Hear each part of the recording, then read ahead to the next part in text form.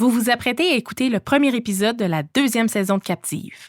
On vous vole un petit 2 secondes pour remercier Amazon Music pour le support. Bonne écoute! Aujourd'hui, je vous parle de la disparition de Shannon Alexander et de Macy Hodgick. Et moi, je vous raconte l'incroyable histoire du Tuxedo Kid. Vous écoutez le balado Captive.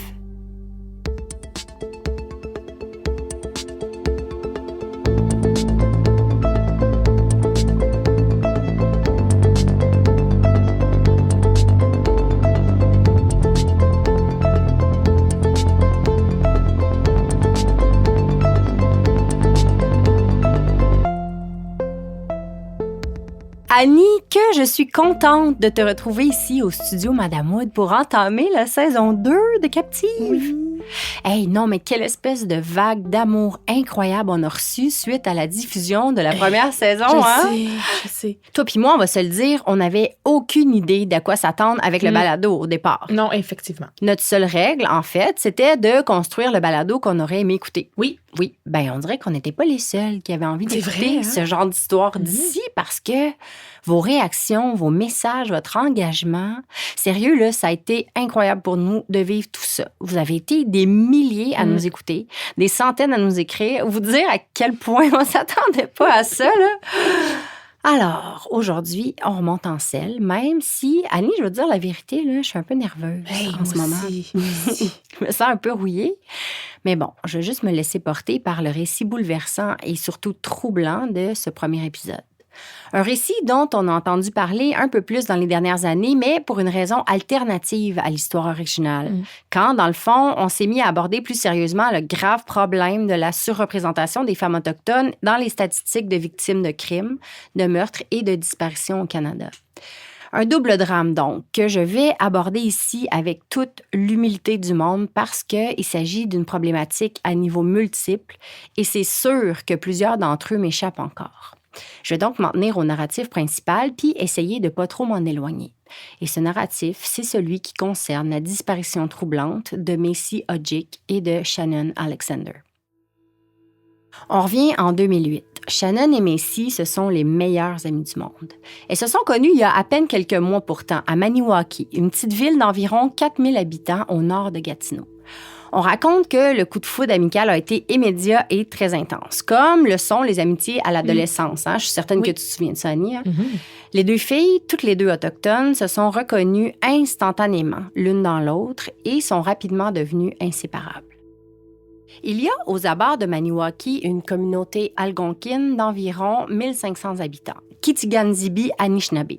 C'est là qu'elle habite Macy, qui a 16 ans à ce moment-là. Macy, elle habite avec sa grand-mère, Lisa, après avoir quitté la maison de sa mère, Laurie, et avoir fait un bref saut dans la maison familiale de son amoureux de l'époque. Bon, ça fait beaucoup de noms à retenir, là, je le sais, mais on va s'y retrouver rapidement, inquiète-toi pas.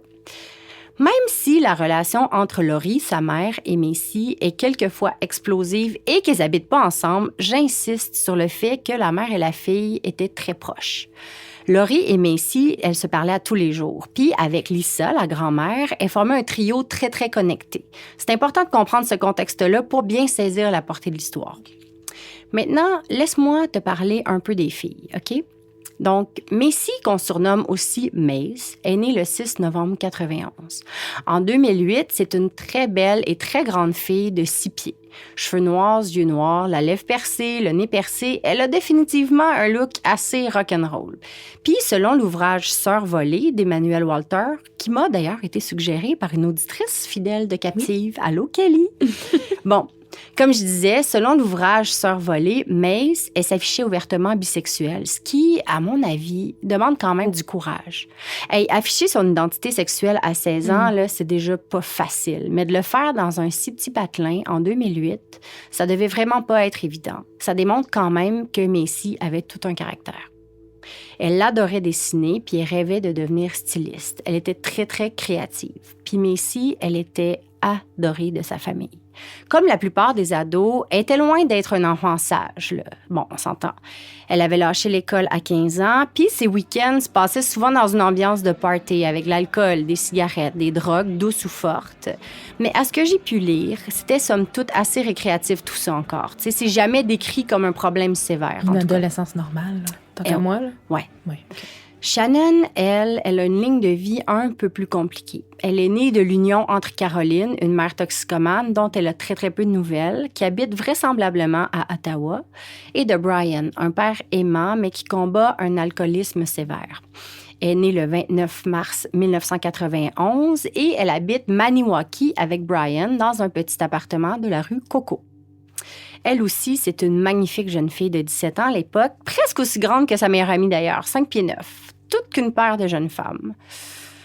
Shannon, qui a passé plusieurs années dans les cadets, termine en 2008 ses mathématiques fortes parce qu'elle a été acceptée au cégep de Mont-Laurier en soins infirmiers, ce qui la rend absolument folle de joie puis vraiment très, très fière. Elle est soutenue à 100% par son père Brian, d'ailleurs, qui vient juste de lui acheter un nouvel ordi et qui a déjà payé ses frais de scolarité. J'insiste beaucoup sur ces détails-là qui peuvent paraître anodins, mais j'essaie vraiment de démontrer à Annie le contexte de leur réalité. J'essaie de mettre beaucoup d'efforts sur ça pour éviter qu'on tombe dans le piège tellement facile d'associer une vie un peu chaotique d'adolescente à l'appartenance autochtone ou à la vie en réserve. OK? Ce genre de préjugés-là est tellement fréquent ici au Québec. Puis, ils sont à l'origine de beaucoup de problèmes. Ils vont d'ailleurs être aussi très problématiques pour la suite de l'histoire de Macy et Shannon. Alors, j'insiste sur ce fait. Macy et Shannon, là, ce ne sont pas qu'une couleur de peau ou un point rouge sur la map d'une communauté autochtone. Elles avaient une vie, une jeunesse vive, colorée. Elles avaient des rêves, des passions et un entourage tissé serré qui les adorait. C'est très touchant ce que tu dis. On arrive au 5 septembre 2008. Ce matin-là, les filles sont affairées devant la maison de Lisa, la grand-mère de Macy, dans la réserve de Kitikandjibi. Elles sont bien occupées à couper le gazon. Quand Laurie, la mère de Macy, passe devant la maison, elle s'arrête pour leur demander, le sourire en coin, ce qu'elles font à travailler sur le terrain aussi de bonne heure un vendredi matin de congé. Les filles expliquent qu'elles comptent passer le week-end chez Shannon à Maniwaki parce que Brian, son père, part à Ottawa pour le long week-end de la fête du travail. Elles font le gazon pour avoir un peu d'argent de poche pour aller à la danse de l'école organisée ce soir-là à l'aréna de Maniwaki. Laurie embrasse sa fille et repart en leur souhaitant un bon week-end et en rappelant à Macy, comme toutes les bonnes mamans, de lui donner des nouvelles pendant la fin de semaine. Laurie ne le sait pas encore, mais à ce moment-là, elle vient de voir sa fille vivante pour la dernière fois. On sait que ce soir-là, le soir du 5 septembre 2008, Macy et Shannon se sont en effet rendues à la danse de l'aréna. Toujours dans l'ouvrage d'Emmanuel Walter, on apprend qu'elle serait allée retrouver des amis dans un parc pas très loin et qu'une dispute aurait éclaté entre elle et d'autres jeunes. À cause de ça, les filles seraient vraiment pas restées longtemps à la danse, puis elles seraient rentrées plus tôt chez Brian, le père de Shannon. Donc, c'est avant la danse qu'ils sont allés dans le parc? Exactement, OK. oui. Plusieurs jeunes ont témoigné avoir vu les filles soit à la danse ou soit sur la route du retour. Ces témoins-là sont les dernières personnes à avoir vu les filles dans la plupart des sources que j'ai lues. Ceci dit, à quelques autres endroits, dont sur le site de unresolved.com, on raconte que Shannon est allée reconduire son père au terminus d'autobus à pied le lendemain matin très tôt, lui qui partait pour le week-end, on se rappelle, alors que Macy, elle dormait toujours dans la chambre de Shannon. Ceci dit, on sait que c'est environ à partir de ce moment-là qu'on a perdu la trace des deux filles. S'il y a une affirmation, par exemple, qui reste la même, peu importe la source, c'est que tout au long du week-end, Lisa et Laurie tentent de rejoindre Macy sans arrêt, mais sans succès. Quand arrive le dimanche 7 septembre, Lisa, la grand-mère de Macy, elle en a assez d'attendre pour avoir des nouvelles de sa petite fille. Donc, elle se rend chez Brian pour en avoir le cœur net. Elle tombe sur lui, d'ailleurs, revenu d'Ottawa depuis à peine quelques minutes. C'est ensemble tous les deux qu'ils se rendent compte qu'il y a quelque chose qui tourne pas rond dans le petit appartement. Même si toutes leurs affaires traînent dans la chambre de Shannon, leur portefeuille, leurs sacs, leurs vêtements, leur iPod, les deux filles, elles, sont introuvables. Lisa repart chez elle dans l'espoir d'avoir des nouvelles ou mieux encore de retrouver les filles à la maison. Elle contacte évidemment Laurie, sa fille, qui est la maman de Macy, pour lui faire part de ses inquiétudes. Mais Laurie est un peu plus terre-à-terre, mettons. Elle essaie de rassurer sa mère que, bon, les deux filles sont des adolescentes, puis qu'elles sont juste en train de se remettre d'une gueule de bois quelque part chez une amie, puis qu'elles auront bientôt des nouvelles. La grand-mère fait semblant d'être rassurée, mais au fond d'elle, elle le sait qu'il y a quelque chose qui ne va pas. Après un 48 heures d'angoisse extrême, les deux femmes contactent la police et le père de Shannon, Brian, fait la même chose. 48 heures quand même, hein? Et c'est ainsi, Annie, que commence la grande débâcle de cette enquête. Bon, premièrement, la chose absolument absurde qu'il faut savoir ici, c'est qu'au tout début de l'enquête, même si les deux filles sont disparues ensemble, en même temps, du même endroit, ce sont deux corps de police différents qui prennent en charge les deux affaires. Pourquoi? Séparément. Comme Macy habite sur la réserve, c'est la police de Kitigan-Zibi qui prend les rênes de l'enquête sur sa disparition. Et comme Shannon habite à Maniwaki, c'est la SQ qui prend en charge son enquête. Ben, ils travaillent de pair, par exemple? Oui, mais quand même, quelle perte de temps et de ressources de séparer ça, non? De la bureaucratie de territoire, de juridiction, une partie de « on se lance la balle, non, c'est toi, non, c'est toi, non, c'est toi », qui fait vraiment juste ralentir le processus, là, qui fait absolument... Ça fait pas de sens. Ça fait aucun sens. Non. Puis ça, ben c'est sans compter le fait que, bon, on s'entend là-dessus, là, la Sûreté du Québec est pas mal mieux équipée puis entraînée pour enquêter sur une disparition que la micro-équipe du corps policier de Kitigan-Zibi qui a vraiment pas eu à faire souvent des disparitions, là, évidemment, tu sais. C'est un départ d'enquête absolument ridicule qui va pas aller en s'améliorant parce que, tu te douteras bien, ma chère Annie, que tout de suite, l'hypothèse, la seule hypothèse envisagée, c'est, bien évidemment, la classique fugue. J'allais le dire. Tu peux nous lire la déclaration officielle de Gordon McGregor, le chef de police de Kitigan-Zibi, qui est paru dans le journal Le Droit du 17 septembre 2008. Bon, ça va comme suit. Les autorités policières croient qu'elles ont décidé de fuguer et qu'il y a peu de chances qu'elles aient été enlevées. Alors, à cause de cette idée arrêtée-là, ben Annie, il n'y a aucune recherche sur le terrain autour de l'appartement Brian. Il n'y a aucune fouille de l'appartement d'où elles se sont vraisemblablement volatilisées en laissant, je le rappelle, tous leurs effets personnels derrière elles. Ça va prendre 1 mois et demi avant qu'on se réveille puis qu'on fouille les ordinateurs puis qu'on tente de voir quel genre de traces numériques elles ont laissées. 6 semaines. 1 mois et demi? Oui. 6 semaines pendant lesquelles les autorités ne font rien, sinon que de répéter qu'elles sont en fugue. Bon, je vais quand même donner un point aux autorités là-dessus. OK? Il faut dire qu'il y a eu beaucoup de signalements des deux filles qui venaient de l'Ontario, de Ottawa surtout. Est-ce que Shannon et Macy seraient parties à la recherche de Caroline, la maman de Shannon? Ben voyons. Il y a beaucoup de monde qui pensait ça. Ouais. Beaucoup de signalements en provenance de l'Ontario, donc tellement qu'à un moment donné, on a ajouté un corps de police dans l'enquête, un 3e. Pourquoi Celui pas? d'Ontario? Oui, la police provinciale de l'Ontario. Sauf que quand bien même, il serait 25 corps de police dans l'histoire, là, s'ils pensent tous que les filles sont en fugue et que personne les cherche vraiment à cause de ça, à quoi ça sert? La bonne vieille vision de tunnel. Ouais, bref, on revient au mois de septembre 2008. 1 semaine après avoir déclaré les filles disparues, il y a une conférence de presse qui est organisée pour impliquer les médias dans l'histoire. Bon, il faut retrouver les filles au plus vite, qu'elles soient en fugue ou non. Les familles des filles se rendent compte assez vite qu'elles ne pourront pas compter sur la collaboration entière de la police qui ne prend pas l'affaire très au sérieux, là, comme on a pu le voir.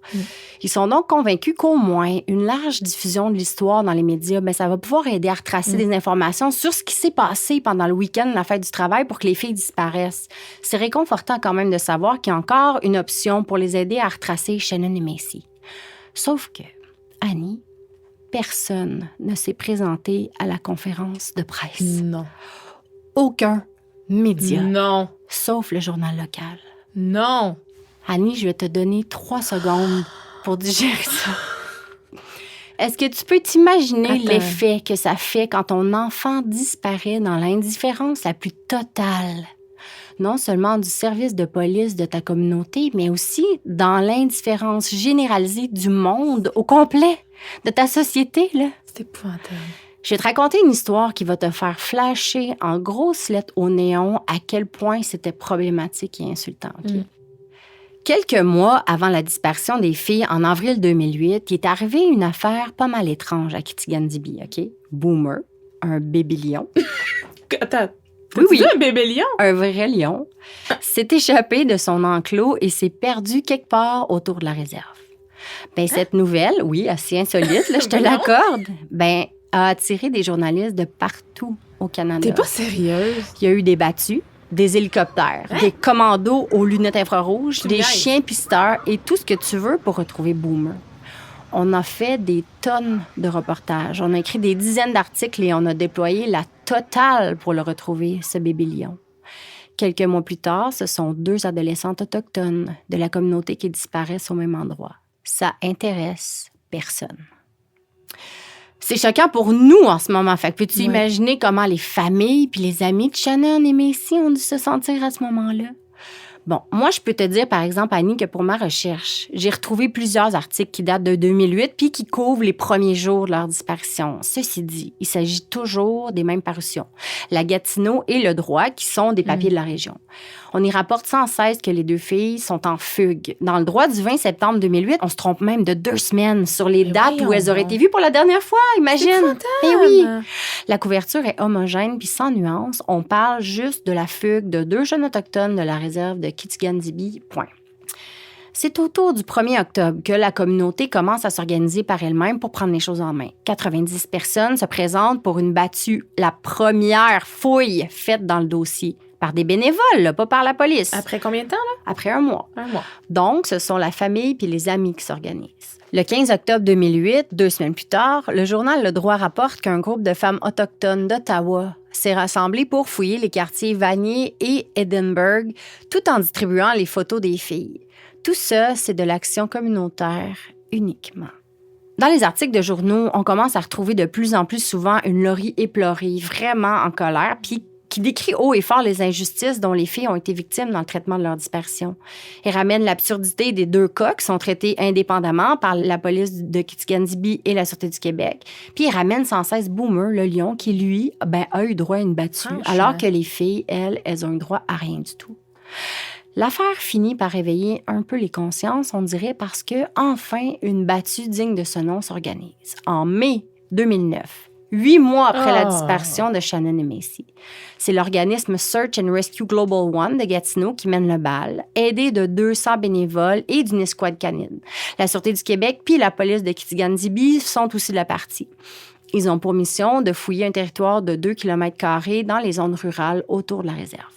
Amnesty International va même jusqu'à payer pour la location de 2 autobus pour que 70 bénévoles de la communauté autochtone, très touchés par l'événement, puissent venir d'Ottawa pour prêter main forte. Bon, cette battue, elle n'a pas permis de trouver d'indices ou d'informations supplémentaires sur la disparition des filles, mais Annie, elle a dû faire un bien immense aux familles. Hey, se sentir entendu, là, supporté pour la première fois dans toute cette histoire-là, ça a dû leur faire un bien fou. Puis, tous les cœurs impliqués dans cette histoire-là ont dû s'arrêter de battre au même moment quand on annonce la découverte d'ossements près de Val-Limoges, à mi-chemin entre Mont-Laurier et Grand-Remous, par la police de Kitikandjibi. Dans un article du journal Le Droit du 11 mai 2009, on spécifie qu'il n'y a personne qui peut dire pour l'instant s'il s'agit d'ossements humains ou animaux, puis qu'il est beaucoup trop tôt pour présumer que les ossements auraient un rapport avec la disparition des 2 adolescentes. Mais évidemment, là, que tout le monde s'y réfère immédiatement, là, c'est sûr. Bon. Ma conclusion, c'est que les ossements ne devaient pas être humains parce que je retrouve aucune trace de cette histoire ailleurs. Ouais, aucun dénouement. Oui. Presque les proches des filles ont dû passer des moments insoutenables en attendant les résultats. Hein. Mais en même temps, tu vois, là, je me demande même si elles ont été informées, les familles, parce que les liens entre les corps policiers et les proches n'ont pas l'air de s'être resserrés dans la dernière année. Non, avec raison. Oui, même si finalement, je vais te le dire, enfin, le dossier de Macy a été transféré à la Sûreté du Québec, qui traite maintenant les 2 disparitions comme un seul et unique événement. Merci beaucoup. Oui. Alors, pourquoi je te dis ça? Parce que les 3 corps policiers qui ont été impliqués dans l'enquête, soit la Sûreté du Québec, la police de Kitikandjibi et la police provinciale de l'Ontario, annoncent une conférence de presse conjointe pour faire une mise à jour sur le dossier de la disparition des filles. Et tu sais comment les familles l'ont appris, ça? Arrête. Aux nouvelles. Alors que la conférence a lieu, live. Arrête. Oh oui. Je ris, mais c'est pas drôle, là. C'est épouvantable. Ben oui. Fait que les familles, évidemment, se précipitent là, mais jamais elles ont été informées que cette conférence-là était en branle. Michel. Oui. En tout cas, c'est ce que rapporte Laurie dans le journal Le Droit du 4 septembre 2009. Le titre de cet article est d'ailleurs « Les 2 adolescentes seraient en Ontario ». Franchement. Ouais. On n'apprend pas grand-chose dans cette conférence-là. En fait, les seuls indices viennent de l'Ontario encore, où les filles auraient été vues. Mais quand, où, par qui, là, ça, l'histoire ne le dit pas pantoute. 1 an s'est écoulé depuis la disparition, Annie. 1 an dans le noir total, encore après 365 jours, sans nouvelles. Il y a une vigile qui est organisée à Maniwaki où il y a près de 300 personnes qui marchent en mémoire des filles, mais aussi pour les centaines de femmes autochtones assassinées ou disparues. Cette fois, par contre, victoire, parce qu'il y a plusieurs médias nationaux qui sont présents, puis les visages de Shannon et Macy commencent à devenir familiers dans le paysage médiatique. Leur histoire aussi. Tranquillement, au fil des mois, la cause des femmes autochtones assassinées ou disparues, puis l'affaire de la disparition de Shannon et Macy deviennent presque indissociables.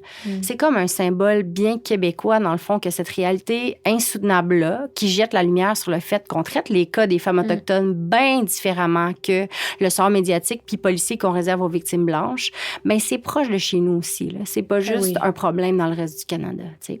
Il y a 2 petites lueurs d'espoir au travers tout ce que j'ai lu sur le sujet qui me font penser que peut-être, tout ça est pas en vain et qu'il y a des petits changements dans l'air. Toujours à Kitikgandibi, en 2013, on rapporte dans le journal Le Droit la disparition de 2 femmes, Nicole Anna White Duck et Laura Spence. Elles ont respectivement 32 et 31 ans et sont toutes les 2 mamans de 4 enfants. Et Annie, elles disparaissent exactement dans les mêmes circonstances que Macy et Shannon, en laissant toutes leurs affaires derrière elles. Eh bien, sans perdre de minutes, il y a une enquête qui est lancée, puis toutes les ressources sont immédiatement déployées pour ne pas répéter 2 fois les erreurs commises à la disparition de Shannon et Macy. L'équipe de recherche de sauvetage est en route pour Kitikgandibi quand finalement les 2 femmes sont retrouvées saines et sauves dans le secteur du lac Kayaman. Elles se sont elles-mêmes reportées à des travailleurs forestiers qui les ont aidées à revenir à la réserve. C'était perdu? Ou... Bien, le but de leur escapade n'est pas révélé, mais le point important à soulever ici, c'est pas ce qu'elles faisaient dans le bois, mais bien comment très rapidement toute la communauté puis la police de Kitikgandibi s'est organisée pour les retrouver, ces 2 femmes-là. Oui. Ça m'a donné un petit peu d'espoir. Oui. L'autre chose qui m'a redonné foi à l'enquête, c'est de lire qu'en juillet 2017, suite à des nouveaux indices du public, la Sûreté du Québec est allée fouiller les berges puis le ruisseau Pito-Big.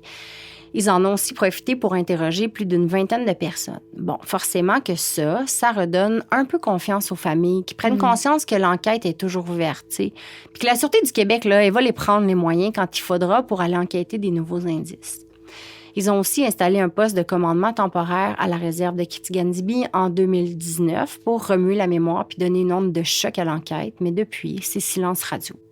Laurie Odjick, la maman de Macy, est devenue très militante suite à la disparition des filles, on va le comprendre. Plusieurs fois, en entrevue, puis aussi avec Emmanuel Walter, elle réfléchit à voix haute sur la différence de traitement d'affaires similaires.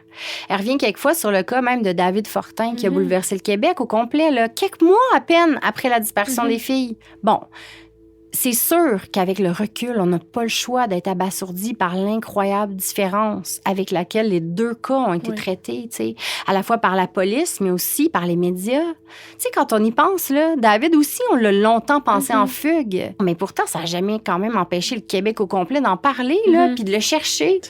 Pourquoi on n'a jamais vu Shannon et Macy aux nouvelles? Elles étaient pas bien même plus vieilles que David non plus, là. Je pourrais dire, j'ai même pas de souvenir de leur visage, Michel. C'est ça. Tu m'en parles, je les vois pas dans ma tête. Ben, c'est un méchant problème. Ben, méchant problème, tu dis? Ouais. Bon, je vais quand même me faire l'avocat du diable ou alors je suis terriblement naïve et candide. Mais je pense que la couleur de la peau a pas tout à y voir. Je me souviens très bien, moi, du traitement similaire qu'on a réservé à Mélanie Temperton, qui est disparue à Montréal en 88 et dont on n'a pas du tout entendu parler, puis qui a suscité très, très, très, très peu de collaboration de la part de la police de Terrebonne, si on se souvient bien. Ou encore aux billets puis aux préjugés semblables face à Isabelle Bourgeault, qui est disparue sans faire de vagues parce qu'elle avait des graves problèmes de santé mentale. Bref, la disparition de Shannon et Macy, c'est comme la naissance d'une tempête parfaite, on dirait.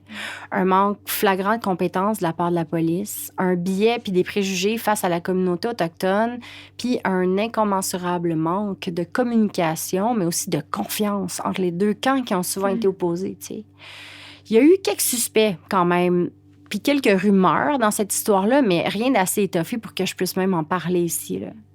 Ceci dit, moi, là, je suis convaincue que les filles, elles sont pas parties d'elles-mêmes. Shannon, elle avait tellement hâte de commencer son parcours d'infirmière. Puis Macy, elle adorait sa mère et sa grand-mère. Jamais elle aurait été capable de partir comme ça sans plus jamais donner de nouvelles, là. Voyons donc. Mais il y a autre chose qui me tracasse. Shannon puis Macy, là, rappelle-toi, Annie, là, c'est pas deux petites filles vulnérables et fragiles. Là. C'est deux jeunes femmes au caractère de feu qui mesurent 6 pieds et 5 pieds 9. Hey. Dans quel contexte on arrive à bout de maîtriser une paire comme ça, sans laisser de traces, sans laisser d'indices? Moi, là, je suis tellement curieuse de savoir qu'est-ce que t'en penses. Moi, à mon avis, des adolescentes qui quittent par elles-mêmes partent avec leurs effets personnels, Ben, leur portefeuille, leur argent. c'est sûr. D'autant plus qu'il y avait des sous dans le portefeuille des filles. Puis si ils avaient eu à quitter de manière involontaire, parce que je pense qu'ils étaient chez Shannon, c'est ça qu'on Exactement, comprend. oui.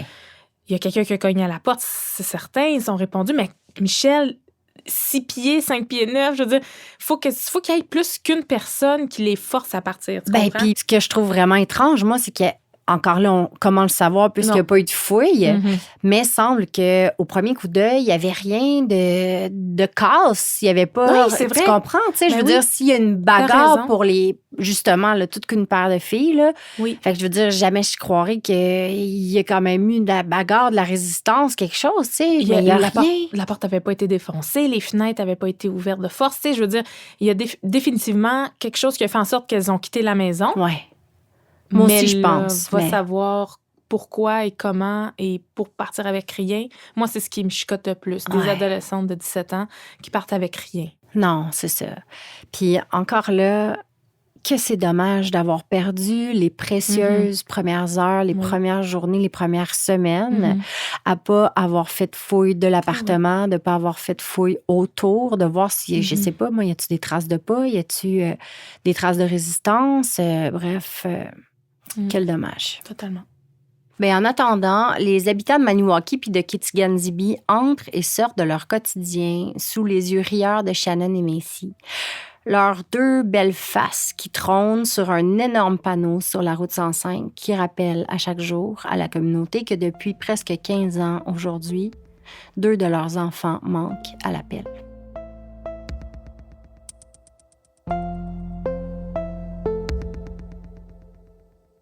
Michel! Annie? Écoute, je pars la saison 2 avec une histoire absolument incroyable, avec un personnage, ma foi, des plus excentriques, mais vraiment agaçant, voire même enrageant, là, qui a su tout de même marquer l'histoire du Québec par son arrogance, sa cruauté et, tiens-toi bien, par son tuxedo. Je m'attendais pas à ce Non, dernier hein? qualificatif. Bon, pour ma recherche, j'ai lu entre autres l'excellent livre de Raymond Ouimet des éditions Septentrion qui s'intitule Tuxedo Kid, la beauté du diable. Et d'ailleurs, Michel, je te le jure sur la tête de mes 2 enfants, à plusieurs reprises en lisant le livre, j'ai crié, là. J'ai crié de rire, j'ai crié de frustration. Bref, je l'ai dévoré, puis j'avais tellement hâte de t'en parler. J'ai dû le dire 100 fois à mon conjoint, là. Excuse-moi, Annie, tu me l'as texté au moins 50 fois aussi, là. C'est vrai, Fais pas semblant. j'en pouvais plus. Là, c'est enfin le grand jour. Bon, j'y vais donc aujourd'hui avec l'histoire de Réal Léo Bertrand, surnommé le Tuxedo Kid. Évidemment, aujourd'hui, je m'en tiens aux détails du parcours criminel de Réal Léo, que je vais d'ailleurs appeler simplement Réal là, pour une partie de l'histoire. Mais si vous avez envie de découvrir les détails de la vie du personnage, là, je vous invite à vous procurer le roman. Ceci étant dit, Michel, je te ramène en 1934, précisément le soir du 20 décembre. Imagine une berline, une belle Plymouth là, des années 30. Là. Si tu sais pas trop de quel modèle je parle, là, pense à la voiture d'Al Capone, mettons, là, tu sais, un look un peu gangster. là. OK, ouais. D'accord. La voiture est partie du village de Saint-Polycarpe, un village à l'ouest de l'île de Montréal, puis elle avait pour destination finale Ottawa. Mais étrangement, en route, le conducteur a pris la direction de Saint-Zotique, qui est à une dizaine de kilomètres de Saint-Polycarpe, mais pas tout à fait dans la direction d'Ottawa. Il est environ 23h30. La berline roule à près de 70 km/h sur une chaussée glissante du mois de décembre. Tu sais, un mélange de pluie puis de restant de neige de la veille. Le véhicule s'engage alors sur une route qui mène vers un très long quai qui, lui, mesure près de 335 mètres de long sur le lac Saint-François, Michel. Un très long quai. D'ailleurs, j'ai une photo à te montrer qui est une vue aérienne qui date de 1929. Je sais pas si tu vois, c'est très, très long. C'est comme plus quai. qu'un très long quai, là. C'est Oui. un quai infiniment long, Oui. je te dirais. C'est vraiment un très long quai. Ouais. Il fait noir, la voiture ne ralentit pas, elle s'engage sur le quai, se dirige vers son extrémité en direction du lac, à pleine allure. Le conducteur, Réal, va réussir à sauter de la voiture en marche. Son épouse, Rosanna Asselin, demeure prisonnière du véhicule. Sa portière est verrouillée et tiens-toi bien, Michel, la poignée pour ouvrir la porte de l'intérieur est manquante. Sur la grande banquette avant, entre le siège du conducteur et elle, une grande caisse d'œufs en bois lourde là, qui l'empêche de sortir par le côté conducteur. La voiture atteint finalement le bout du quai à pleine vitesse, s'élance puis plonge dans les eaux froides du lac. La fenêtre du côté conducteur était restée ouverte de quelques centimètres. La jeune femme coule avec la berline. La voiture se remplit d'eau et Rosanna meurt noyée à peine quelques minutes plus tard. La pauvre femme, là, elle devait être tellement confuse et paniquée juste avant de plonger dans l'eau avec la voiture. T'imagines-tu, Michel? C'est épouvantable. Écoute, moi, ça me brise le cœur parce que la jeune épouse, là, elle vivait pas le parfait amour avec Réal. Hein. En fait, ils se sont mariés seulement quelques mois avant, en février de la même année, parce qu'ils se fréquentaient puis elle est tombée enceinte de Réal. Puis elle aurait fait beaucoup de sacrifices pour le convaincre de se marier avec elle parce que lui, ben, il tenait pas tant à s'engager avec elle. En fait, ce qu'elle savait pas à ce moment-là, là, c'est que son futur mari aimait et aime encore beaucoup la compagnie des autres femmes. C'est un manipulateur de première, là, un narcissique. Rosanna était pas la première à tomber sur son champ, puis malheureusement, certaines avant elle ont même été abandonnées, enceintes, laissées à leur propre sort. C'est en juin 1934, dans la misère, qu'elle a donné naissance à leur enfant. Donc, Michel, le soir de sa mort, le 20 décembre, là, elle avait un bébé d'à peine 6 mois qui l'attendait à la maison. Donc, une fois la voiture dans les eaux du lac Saint-François, Réal va chercher du secours en allant frapper à la première maison à l'entrée du quai pour ensuite se rendre au White Hotel tout près pour alerter l'employé qui travaillait ce soir-là. Les 3 hommes se rendent rapidement au bout du quai où ils vont apercevoir la voiture sous l'eau, les phares toujours allumés à une distance, Michel, de plus de 15 mètres du quai, puis à une profondeur de presque 5 mètres. Réal va bafouiller à ce moment-là. Si j'avais eu un autre homme avec moi, j'aurais pu sauver ma voiture. 2 heures plus tard, les policiers vont enfin arriver sur les lieux, dont le policier Jacques Desrosiers. Il va évidemment questionner le conducteur pour comprendre comment ça se fait que lui a été en mesure de sortir de la voiture en marche, mais pas sa femme. Il répond tout bonnement parce que la poignée de sa porte s'est brisée il y a quelque temps. Puis, un peu agacé puis pressé, il demande au policier s'il peut quitter pour tourner à Ottawa chez lui parce que son bébé l'attend puis qu'il doit retourner travailler comme chauffeur de taxi. Il ne se gênera pas pour dire qu'après tout, il s'agit toujours bien juste d'un simple accident. Seigneur. Raison. Je l'aime pas. T'as pas fini?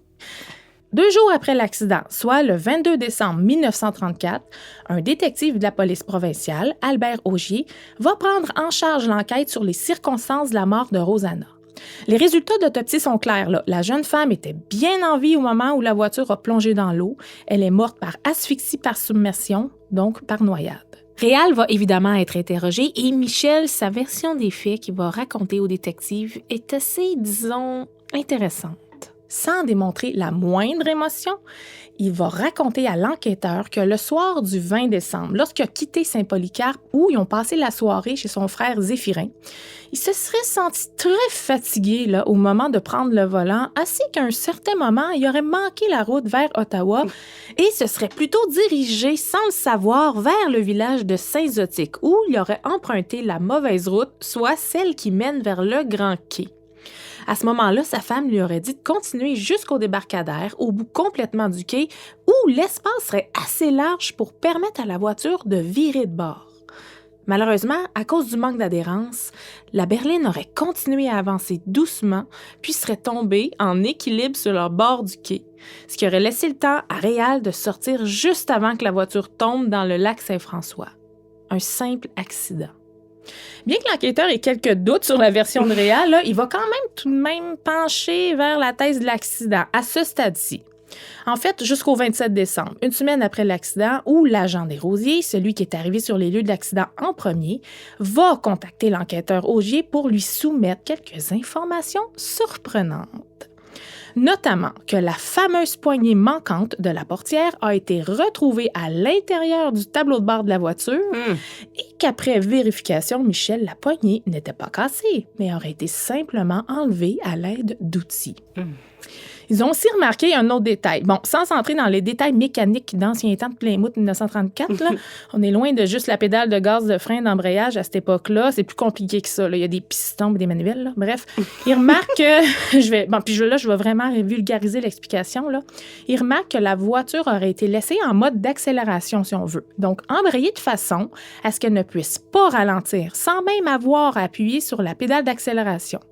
Mettons que ça amène des doutes sur la thèse de l'accident, tu sais. D'autant plus que la voiture se trouvait à une distance de 15 mètres, là, quand elle est arrivée. Puis c'est comme si elle avait été propulsée dans l'eau, tu comprends? Ouais. Comme de fait, on amène Réal Bertrand à Montréal pour qu'il soit interrogé par le chef des détectives, là, le célèbre, dit-on, Louis Jargaille. Réal va passer un mauvais quart d'heure là, en interrogatoire, surtout au moment où le détective Jargaille le surprend en lui demandant, tiens-toi bien, si c'était vrai que quelques jours avant l'accident, il avait bien acheté une assurance sur la vie de sa femme. Une assurance vie de 5 000 $ sur Rosanna avec Michel, double indemnité en cas de mort accidentelle, donc un montant de 10 000 $. Toujours un excellent plan. Oui, toujours, ça te rappelle-tu quelqu'un? Ça me rappelle Albert Guy. C'est ça. Ils ont le même profil, trouves-tu? Ben, ils ont pas mal tous le même profil dans tes histoires. Ils ont en main le mobile, sans compter les détails techniques au niveau de la voiture, hein, la poignée manquante et l'embrayage. Réal est mis en état d'arrestation et accusé de meurtre avec préméditation. C'est donc le 24 septembre 1935, soit 10 mois après la mort de son épouse, que le procès va commencer. Et sans grande surprise, Michel, Réal va plaider non coupable. Exactement. Le procès va commencer avec le témoignage des 35 témoins de la couronne qui vont s'étendre sur quelques jours. Au bout de 3 jours, tout se passe normalement jusqu'à ce que le dernier témoin, un certain M. Paul Asselin, arrive à la barre et l'homme est complètement ivre. Bon, le juge va lui ordonner de ne pas prendre une goutte le soir même et de revenir sobre le lendemain matin, ce qu'il ne fera pas, Michel.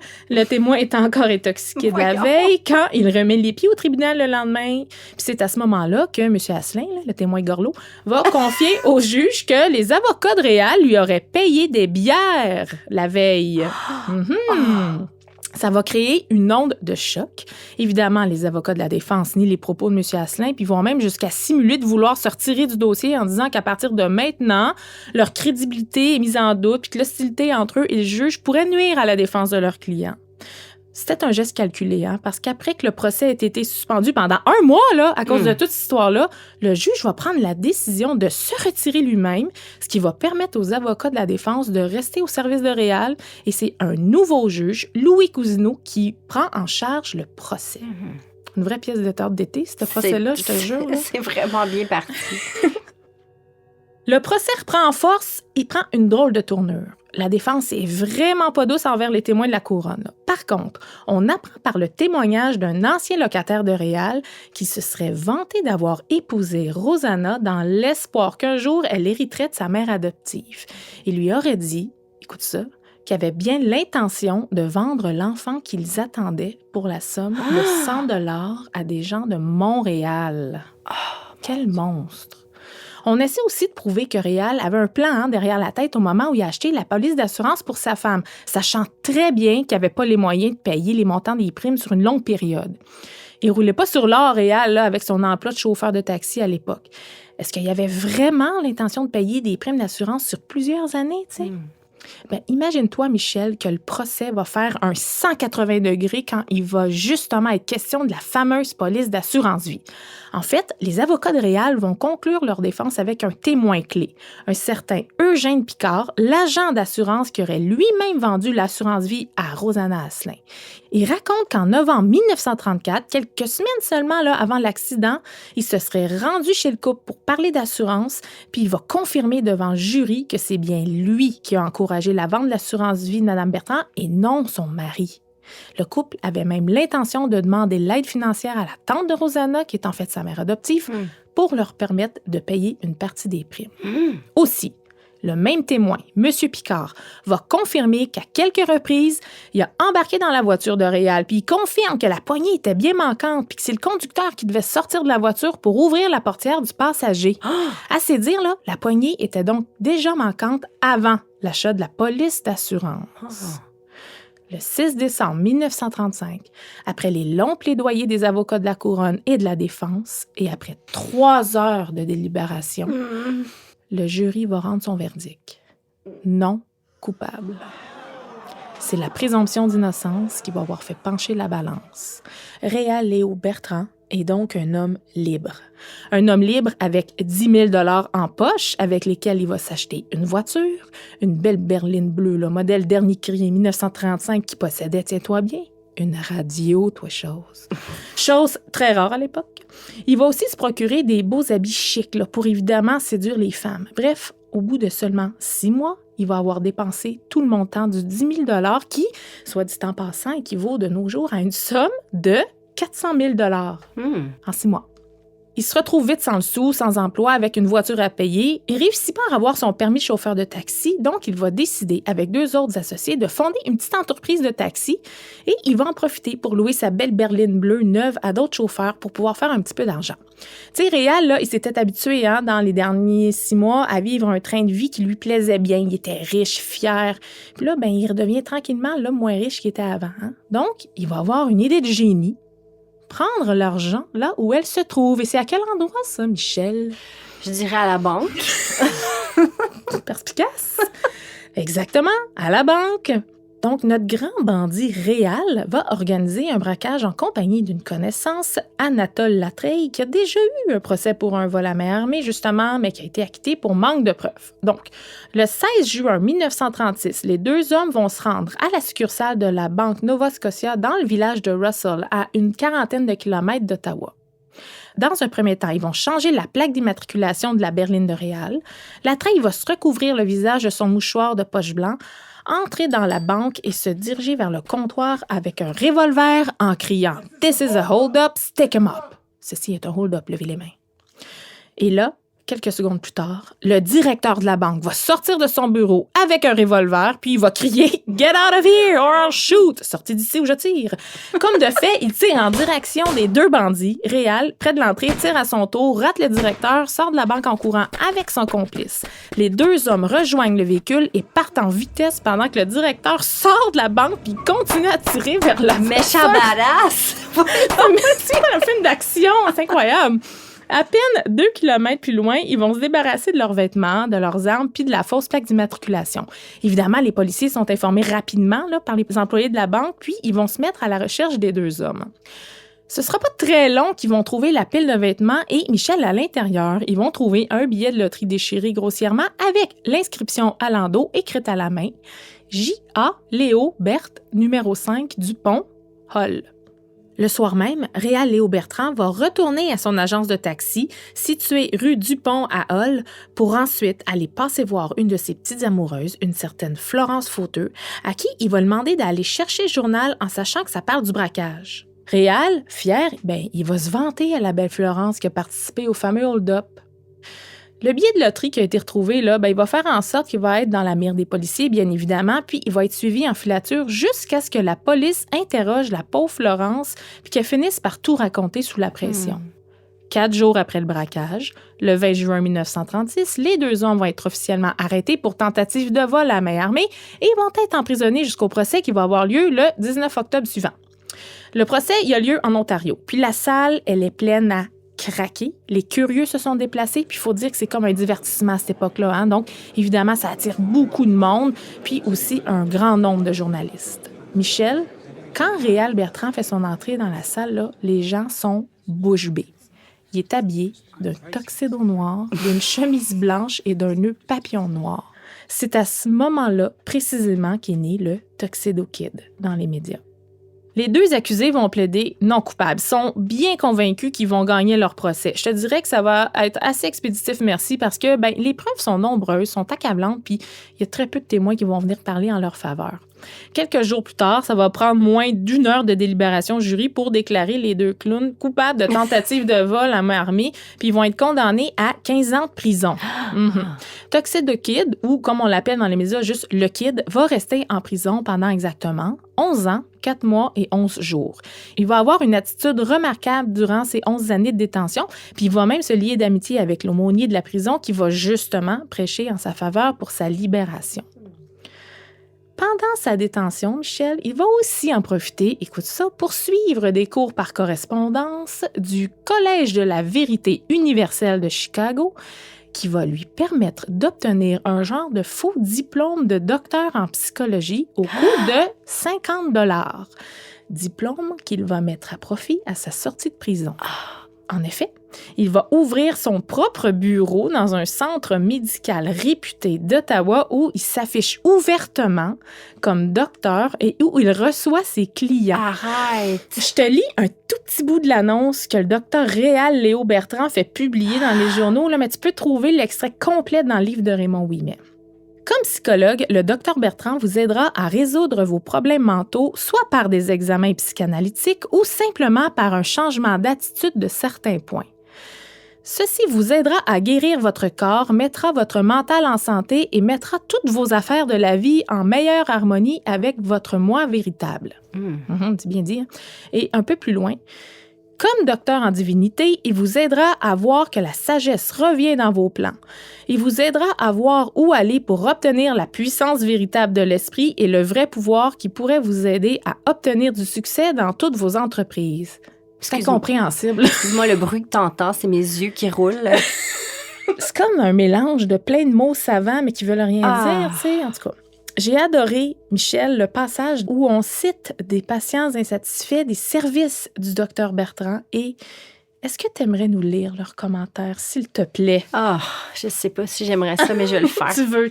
Alors, le premier patient dit « Je suis allée le voir parce que je ne voyais pas très bien. Le docteur a pris la Bible, puis il l'a passé devant mes yeux en disant quelque chose. Il a ajouté « Maintenant, vous voyez mieux. 5 $, s'il vous plaît. » Mais je ne voyais pas mieux. C'est ça. Voyons donc. Aïe, aïe, aïe. Deuxième patient.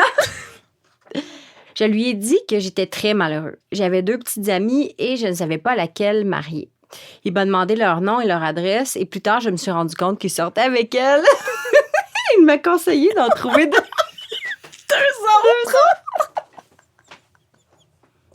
Hey, ça s'invente pas une histoire de même. Sérieusement, je n'en pouvais plus. Là. C'est un de mes moments préférés du livre. Ça se peut pas. Voyons donc. J'avais hâte. C'est pas des très bonnes reviews. Je peux m'exprimer ainsi. On est rendu en 1951 et le kid trouve qu'être psychologue charlatan n'est pas assez payant, donc il va se trouver un emploi dans un nettoyeur teinturier de vêtements. À ce moment-là, il va continuer à fréquenter plusieurs femmes à la fois, dont une des couturières qui travaille à la même place que lui, Marie-Blanche Dolorosa Trépanier, qui est 17 ans plus âgée que lui. Dolorosa est veuve depuis près de 5 ans. Elle n'a pas d'enfant, mais possède des biens évalués à plus de 35 000 $, ce qui est énorme à cette époque-là. Sans grande surprise, le Tuxedo Kid va la séduire, malgré le fait que lui, il n'a pas encore 40 ans, puis elle en a 55. Je sais que de nos jours, ça veut rien dire, là, mais à l'époque, c'était assez inhabituel qu'une femme fréquente un homme plus jeune. Dolorosa est tellement fière de le fréquenter, elle se questionne pas vraiment à savoir comment ça se fait qu'un homme aussi charmant et séducteur que le Tuxedo Kid puisse s'amouracher d'une femme comme elle. Mais ce qu'elle sait pas, là, c'est que Réal se vante à ses collègues qui sort avec Dolorosa en leur disant haut et fort qu'un jour, elle pourrait bien mourir avant lui puis qu'il mettrait la main sur son argent. Pendant ce temps-là, ça n'empêche pas notre beau Réal de fréquenter 2 autres femmes en même temps que Dolorosa, dont une certaine Ruth Boucher, qui a à peine 21 ou 22 ans, puis qui est vraiment amoureuse de lui, et une 3e jeune fille. Elle a 19 ans, donc elle est considérée comme mineure à l'époque. On était majeur seulement à 21 ans à ce moment-là. La pauvre jeune fille va même tomber enceinte de Réal, mais elle va être abandonnée à son sort parce que le mariage entre Dolorosa et le Kid va avoir lieu le 7 septembre 1951. Pour éviter les ragots du fait qu'une femme de l'âge de Dolorosa épouse un jeune homme comme Réal, ils vont faire en sorte que le mariage ne soit jamais annoncé dans les journaux. Hein, c'est une pratique normale à ce moment-là de payer pour annoncer ton mariage dans les médias. Ça va faire en sorte, Michel, que la pauvre Dolorosa ne sera jamais informée du passé criminel de son nouvel époux. Et là, comme ça devait arriver, 3 jours après le mariage, les nouveaux mariés vont rédiger un testament qui va évidemment stipuler que le nouvel époux devient l'unique héritier en cas du décès de Dolorosa. Je pense qu'à partir de maintenant, on s'entend pour dire que les jours de la pauvre Dolorosa sont comptés. Et oui, le kid a un plan, tu dois bien t'en douter, puis il attendra pas longtemps avant de le mettre en exécution. 2 mois après leur mariage, soit le dimanche 11 novembre 1951, près de Lac-Sainte-Marie, au nord de Hull, dans un minuscule camp de chasse, ou du moins ce qu'il en reste, les ossements calcinés de Dolorosa vont être retrouvés par des détectives de la Sûreté provinciale. La veille au soir, le samedi 10 novembre, des témoins se trouvent sur la route, pas très loin du camp. Ils vont entendre ce qui semble être 2 coups de feu. C'est pas normal en soi, là, c'est la saison de la chasse, mais ils sont en soirée, donc c'est un petit peu étrange. Plus loin, sur le chemin, ils vont croiser Réal au volant de sa voiture. Il a un air nerveux, il a le visage trempé de sueur. Il va raconter qu'il y a eu une explosion dans son camp de chasse. Une lampe au gaz aurait explosé au moment d'être allumée et aurait tué son épouse. Évidemment, les hommes vont lui proposer d'aller l'aider, puis il va leur répondre « Non, c'est trop tard, tout est brûlé, la cabine et ma femme ». Le kid va quitter les lieux rapidement. Il va se rendre chez lui d'abord pour se changer. Ensuite, il va se rendre au poste de la Sûreté provinciale, qui est aujourd'hui la Sûreté du Québec, soit dit en passant.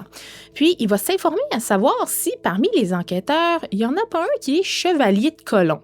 Et si oui, c'est à lui qui aimerait raconter ce qui s'est passé dans la soirée. Il précise qu'à son avis, c'est la meilleure organisation pour les Canadiens français quand ils sont mal pris. Comme de fait, c'est un certain détective Ross, aussi un chevalier de colon, que Réal va raconter sa version des faits tout en faisant le fameux signe secret des chevaliers colons. Ben voyons, là. Tout ça pour dire qu'il essaye vraiment de minimiser son histoire.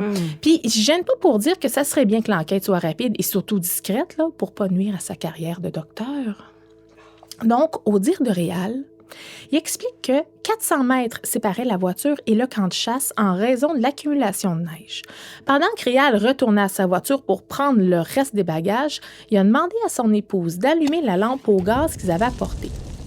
Quand il est revenu vers le camp, il raconte que tout brûlait, que ça avait été tellement vite qu'en 5 minutes, c'était fini, que sa femme n'avait pas eu le temps de sortir, qu'il n'y avait pas de voisins, donc il n'avait pas pu appeler des secours, puis qu'au moment où il a croisé des gens, il leur avait simplement expliqué que ça ne servait plus à rien, que tout était fini. Ensuite, il est revenu le plus vite possible en ville pour alerter les policiers. Les policiers vont le retourner chez lui, mais ils vont le garder à l'œil. Ce sera pas long que le détective Ross va découvrir que la première femme de Réal Léo Bertrand est morte tragiquement en 1934 dans un accident de voiture dans des circonstances assez douteuses. Donc, les détectives vont se rendre sur les lieux de l'incendie le matin du 11 novembre. Ce qu'ils découvrent, Michel, c'est à glacer le sang. Jamais les hommes ont vu un incendie consumer autant un lieu et un corps humain. Imagine, ça prend environ une température de 1650 degrés Celsius pour que les os humains deviennent en cendres. Tu peux t'imaginer l'ampleur de l'incendie, là? Ils vont aussi sentir une odeur très présente de gaz et de produits chimiques, comme du Varsol, tu sais, ce qu'on utilise pour laver les pinceaux. C'est donc très clair, dès leur arrivée, que c'est un incendie criminel. Puis écoute, chevalier de colon ou non, ils ont un seul suspect dans la mire, Réal Léo Bertrand lui-même. Ils vont le faire ramener au poste de la Sûreté provinciale le jour même. Réal va être d'un calme plat, évidemment, confiant. Il va revenir sur certains détails de sa version qu'il a racontée la veille, puis il est tellement convaincu de sa crédibilité qu'il dit au détective qu'il a manqué son coup, parce qu'il aurait dû se rendre directement au bureau du coroner plutôt qu'à la police, comme ça tout serait déjà réglé. Hey, pas fendant avec un peu. Malheureusement pour lui, le 13 novembre, soit 3 jours après la mort de sa femme, le kid va être mis en état d'arrestation et c'est le 11 février 1952 à Hull que va débuter le procès tant attendu de Réal Bertrand. Et oui, Michel, le le fameux Tuxedo et le nœud papillon sont au rendez-vous. Ah, arrête. C'est intéressant ce que le roman nous explique parce qu'à l'époque, les procès avaient lieu plus rapidement qu'aujourd'hui, notamment à cause de l'opinion publique qui était très forte, très présente. Le juge devait vraiment faire en sorte que le procès ne devienne pas un acte de vengeance au détriment de la justice. Il y avait beaucoup de remises à l'ordre de la part du juge lors du procès. D'ailleurs, le procès sera présidé par le juge Valmore Bienvenu. Et le kid ne sera pas défendu par n'importe quel avocat. Un avocat criminaliste renommé, âgé de seulement 36 ans à ce moment-là, un jeune Jean Drapeau, Michel. Oui, pour ceux qui ne le savent pas, deviendra maire de Montréal quelques années plus tard. Michel, ça va être un lourd procès auquel le kid va évidemment plaider non coupable. La couronne est prête, il y a près de 30 pièces à conviction, plus de 40 témoins. Ils vont tenter de prouver la thèse de l'acte criminel, soit incendie alimenté par un liquide combustible, comme le diluant à peinture, le Varsol que je te parlais. Les témoins vont se faire interroger un à un pendant des jours qui vont suivre et plusieurs témoignages ne joueront pas en la faveur de Réal. Justement, un employé déclare que Réal lui aurait demandé 2 fois s'il pouvait prendre des gallons de Varsol afin de pouvoir laver des pinceaux chez lui, et ce, le jour même de la mort de sa femme. C'est bizarre, ils apprennent pas, ces gens-là. Ils sèment des petites miettes de pain d'indices tout le temps partout. Ils sont tellement confiants. Ah, c'est ça, Ils sont tellement confiants, Michel. Aussi, un certain Bernard Péclet, chimiste et analyste au laboratoire de la police scientifique du Québec, va indiquer clairement que la fameuse lampe au gaz n'a jamais explosé, Michel. Notamment parce qu'ils ont trouvé dans les décombres de l'incendie des pièces intactes de la lampe. Et il ajoute aussi que s'il y avait eu une explosion, là, des objets auraient été projetés, dont les fameux bidons de 5 gallons qui ont été trouvés dans leur état normal près du site de l'incendie. Le premier contenait un fond de Varsol, justement, et l'autre était vide. Ils ont aussi trouvé, proche du camp, des mouchoirs en tissu imbibés de Varsol qui ont probablement servi comme bouchons sur un des gallons. Mouchoirs d'ailleurs qui ont été identifiés au procès par la nièce de Dolorosa, puisque c'est elle qui les avait offerts quelques mois avant. Dernier tour de force de la couronne, le médecin légiste Jean-Marie Roussel. C'est aussi le même médecin qui a fait l'autopsie en 1934 de Rosanna Asselin, la première femme de Réal, imagine-toi. Le docteur Roussel a aucun doute sur le résultat de l'autopsie de Dolorosa. Le corps, les os ont été tellement détruits par la chaleur que c'est évident que le corps a été saturé d'un liquide inflammable. Malheureusement, vu l'état du crâne, il n'a jamais été en mesure de voir si la victime avait reçu un coup à la tête ou si elle avait été étranglée ou peut-être fusillée. Mais je te rappelle que des témoins avaient entendu 2 coups de feu. Mais on ne saura jamais si c'est des coups de feu qui ont été tirés par Réal ou non. Ceci dit, ça va mal pour le Tuxedo Kid. Il le sait, son avocat le sait, c'est assurément la peine de mort s'il est reconnu coupable. Les avocats des 2 parties vont y aller avec leur dernier plaidoyer pour essayer de convaincre le jury avant la délibération. La défense joue la note du doute raisonnable et la couronne, elle, celle de l'assassinat. Le 19 février 1952, le juge Bienvenu s'apprête à donner les dernières indications au jury avant leur période de délibération.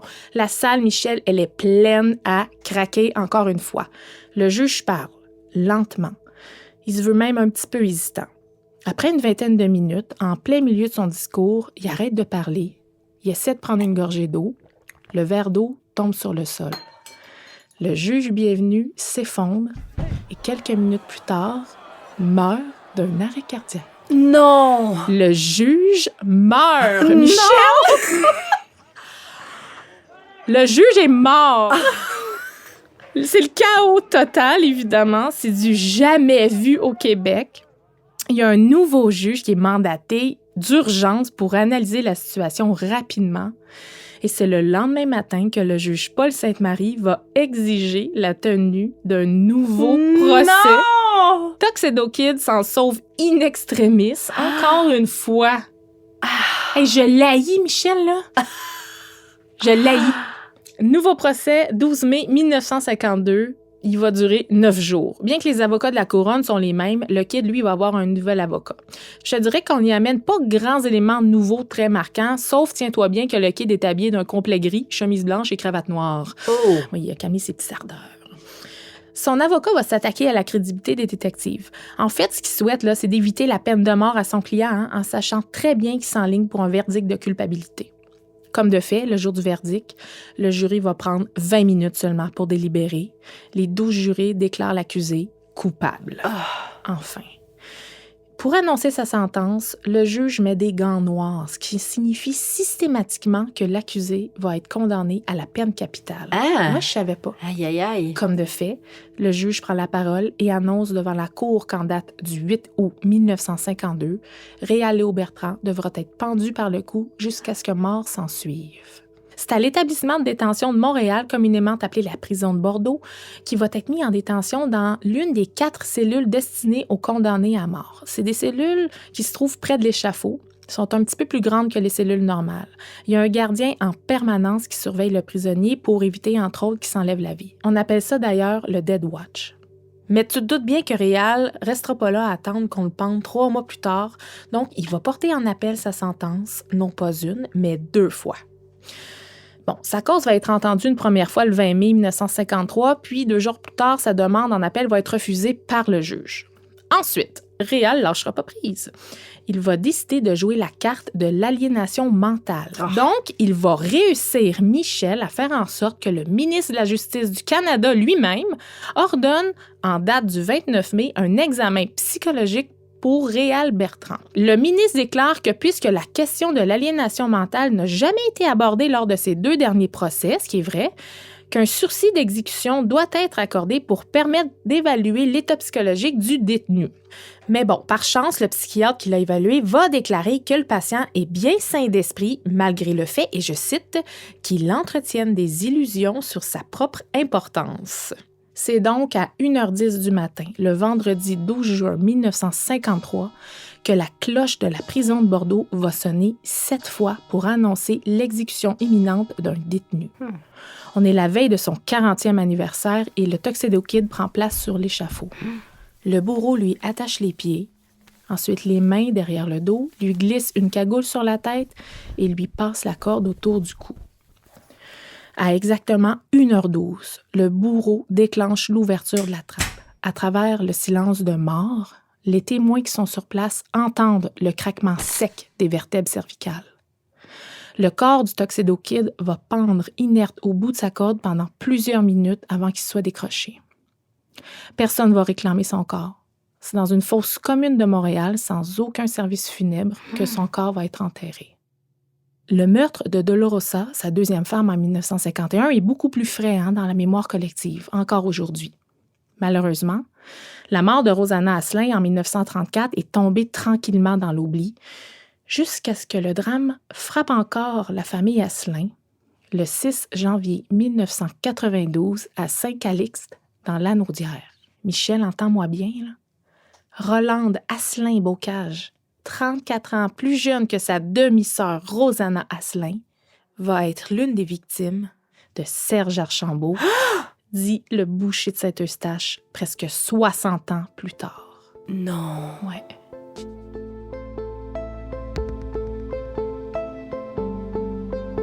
Si vous avez des informations concernant la disparition de Shannon et Macy, veuillez contacter la Sûreté du Québec au 1-800-659-4264. Captive est enregistrée au studio Madame Wood à Montréal. Montage et habillage sonore, Vincent Blain. Une idée originale de Michel Ouellette et Annie Lorrain. Thème musical, L'Indice.